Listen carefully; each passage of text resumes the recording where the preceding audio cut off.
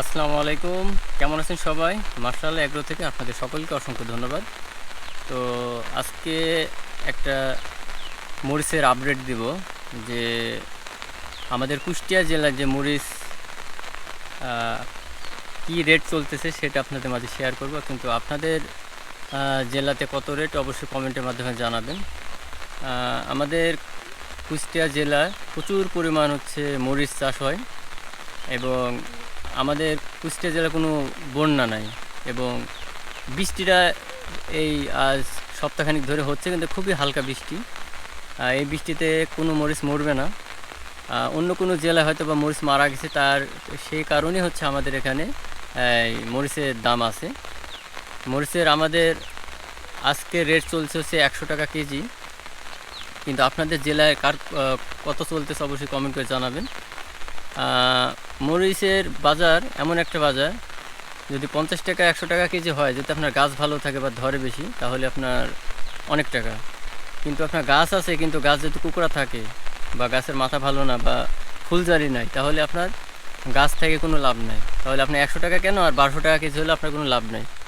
তো এই জন্য সবসময় মরিচের গাছের কুকড়াটার দিকে নজর রাখতে হবে। আর আপনাদের কোন জেলায় কত টাকা মরিচের রেট যাচ্ছে অবশ্যই জানাবেন কমেন্টের মাধ্যমে। আমাদের কুষ্টিয়া জেলায় 80, 90, 100 আপ ডাউন করে। কাঁচা মালের বাজার একটু আপ ডাউন করবে, এটি স্বাভাবিক। কারণ এটা হচ্ছে আপনার আমদানির উপরে ডিপেন্ড করে। মনে করেন যে আমদানি যদি বেশি হয় তাহলে রেট একটু কমবে, আর যদি আমদানি খুবই কম হয় তাহলে কিন্তু রেটটা অনেক বেড়ে যায়।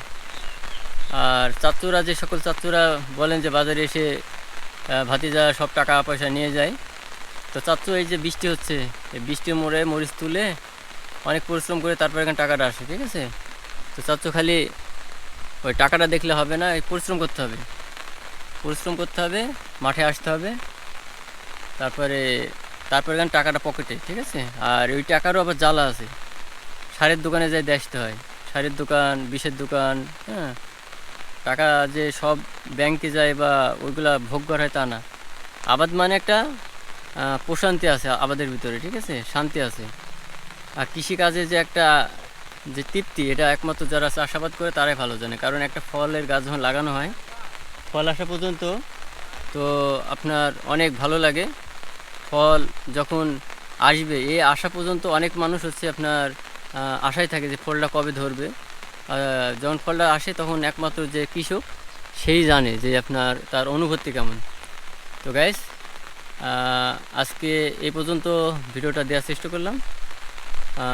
আপনাদের এলাকায় কেমন মরিচের রেট তো অবশ্যই জানাবেন। আমাদের কুষ্টিয়া জেলায় 80, 90, 100। তো মরিচের বাজার অনেক আগুন এবং কৃষক অনেক হ্যাপি। তো এরকম বাজার হলে কৃষকরা অনেক খুশি হবে।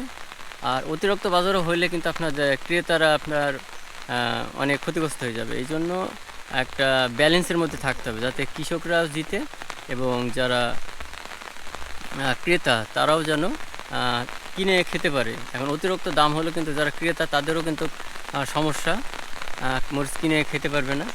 এই জন্য আপনাকে এমনভাবে ব্যালেন্স থাকতে হবে যাতে সকলেই যেন হ্যাপি থাকে। তো গাইজ, ভিডিওটা এ পর্যন্ত। অবশ্যই ভিডিওটা লাইক, কমেন্ট এবং শেয়ার করবেন।